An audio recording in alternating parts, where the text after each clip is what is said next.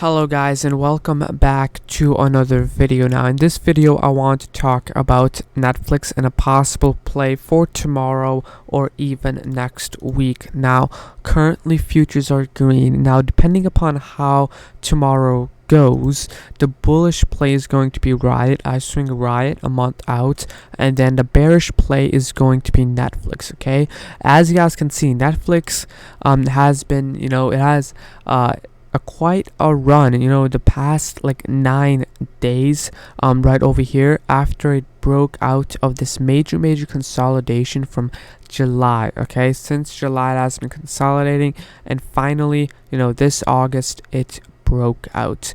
But right now it is currently way overbought, and since if the market does correct, I'm watching this gap on Netflix. Now why am I bearish?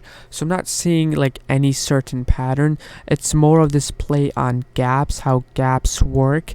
Basically market makers try to fill this gap as fast as possible, because gaps are created during pre-market and after market with low volume. And the thing with gaps is there are multiple types of gaps, but this gap is a exhaustion gap, because as you guys can see, this gap is above the overbought level on the RSI. You can add this indicator, the RSI from our trading view right over here. But this is a exhaustion gap, okay, where buyers are getting exhausted. So my plan for this trade is I'm looking to enter in puts right when we enter this gap. Okay, so as you guys can see, this is going to be our price target, 590. And again, make sure to set alerts on trading view to get reminded on this play. And if tomorrow, if we do enter this gap, I will be looking to short Netflix. Keep in mind that tomorrow is Friday, so I'm looking to get same day expiration on these puts. But again, most likely not entering, depends upon how the market goes tomorrow, and I'll try to leave a update during market hours.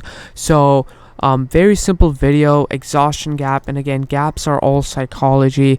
It just doesn't look good, and we're trying to fill this gap. A past gap play was on PayPal. As you can see, right when it filled the gap, it dumped. Okay, so Netflix, we can wick out right over here, so I'm selling right when we hit price target.